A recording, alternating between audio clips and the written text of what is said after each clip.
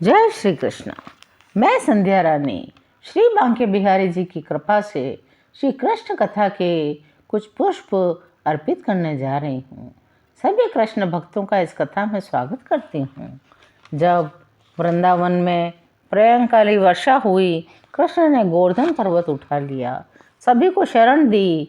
भगवान कृष्ण की लीलाओं की जटिलताओं को समझे बिना, उनके असाधारण आध्यात्मिक ऐश्वर्य को जाने बिना ग्वाले तथा वृंदावनवासी उस घटना का बार बार जिक्र करने लगे। उनमें से एक बोला, मित्रों, उनके अद्भुत कार्यों को देखते हुए ये कैसे संभव हो सकता है कि ऐसा असाधारण बालक वृंदावन में हम लोगों के साथ रह सके। कुछ कहने लगे, अभी वे केवल 7 वर्ष के हैं। उन्होंने किस प्रकार अपने एक हाथ से गोवर्धन पर्वत को उठाकर धारण किया, जैसे कोई गजराज कमल का फूल उठाए हो। हाथी के लिए कमल का फूल उठाना तुच्छ कार्य है, उसी प्रकार कृष्ण ने बिना किसी श्रम के गोवर्धन पर्वत को उठा लिया। कुछ कहने लगे, अभी वे जब शिशु ही थे, ठीक से देख भी नहीं सकते थे, तब उन्होंने पूतना का वध किया था। उसका स्तनपान करते हुए उसके प्राण ले लिए थे। जब वे केवल 3 मास के थे, एक छकड़े के नीचे सो रहे थे। भूख के कारण रोने लगे, हाथ पांव चलाने लगे। उनके पांव लगने से वह छकड़ा टूटकर खंड खंड हो गया। किसी ने कहा, जब वे 1 वर्ष के हुए तो बवंडर के वेश में तृणावत असुर उन्हें उड़ाकर आकाश में कितनी ऊंचाई तक ले गया था। वे उस असुर की गर्दन पर ही लटक गए, उसे आकाश से नीचे गिरा दिया और वह तुरंत मर गया। एक बार यशोदा माता ने उनकी माखन चोरी से ऊबकर लकड़ी के उखल से बांध दिया, तो वे यमलार्जुन वृक्षों की ओर झपटे। वे वृक्ष पृथ्वी पर गिर पड़े।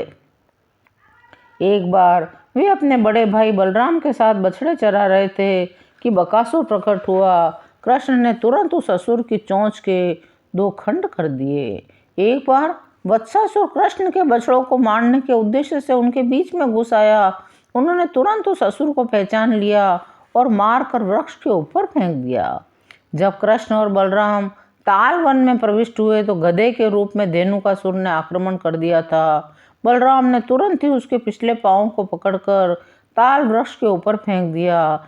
यद्यपि धेनुकासुर के साथी अन्य गधे भी उसकी सहायता कर रहे थे, किंतु इन दोनों भाइयों ने सभी को मार डाला। तालवन के सभी पशुओं तथा वृंदावन वासियों के लिए तालवन खुल गया। और एक बार जब प्रलंबासुर ग्वालों के बीच घुस आया तो कृष्ण ने बलराम से उसका वध करवा दिया।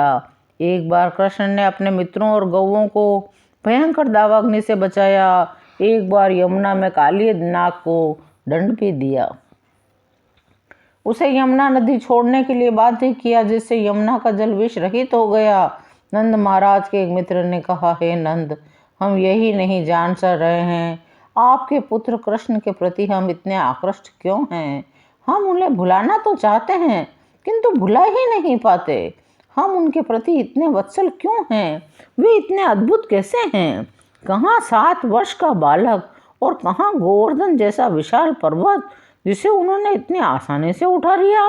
हे नंद, हमें लगता है आपका पुत्र कोई देवता है, कोई सामान्य बालक नहीं। हो सकता है वह भगवान हो।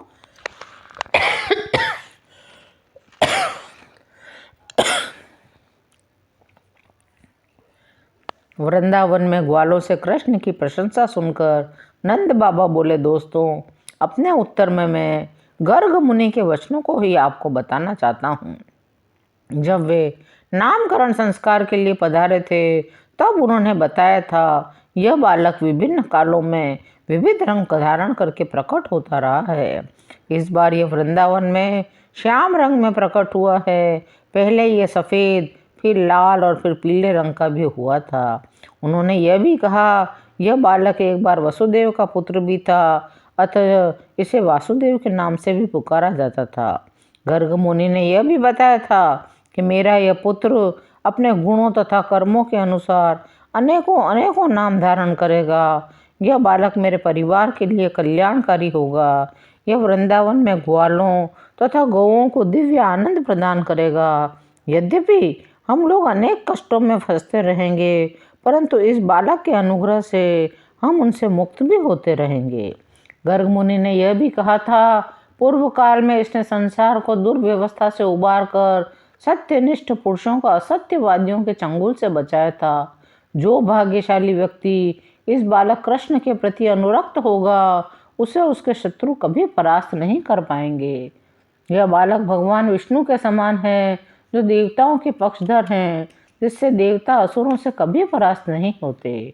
यह बालक रूप, गुण, कर्म, प्रभाव तथा यश में विष्णु के ही अनुरूप होगा, अतः हमें इसके अद्भुत कार्यों से चकित नहीं होना चाहिए। जब ग्वालों ने नंद महाराज के मुख से गर्गाचार्य के कथनों को सुना तो कृष्ण के अद्भुत कार्यों को भली भांति समझ गए और परम प्रसन्न हुए। वे नंद महाराज की प्रशंसा करने लगे, कहने लगे, जो कृष्ण इतने दयालु हैं, इतने सुंदर हैं, करुणापूर्ण हैं, वे हमारी रक्षा करें। जब क्रुद्ध होकर इंद्र ने मूसलाधार वर्षा के साथ उपल वृष्टि तथा प्रबल झंझा को आदेश देकर भेजा, इन्होंने तुरंत हम पर दया की। जिस प्रकार एक बालक कुकुरमुत्ता उखाड़ लेता है, उसी तरह गोवर्धन पर्वत उठाकर इन्होंने हमारे परिवारों, गायों और गृहस्थी को बचा लिया। इनकी कृपा दृष्टि हम पर, हमारी गौओं पर बनी रहे। हम अद्भुत कृष्ण की छाया में शांतिपूर्वक जीवित रहें। अद्भुत कृष्ण नाम का यह अध्याय अब यहीं विराम लेता है। यदि आपको कृष्ण कथा सुनने में आनंद आ रहा हो तो चैनल को लाइक, शेयर और सब्सक्राइब करें। कमेंट में जय श्री कृष्णा लिखना न भूलें। जय श्री कृष्णा।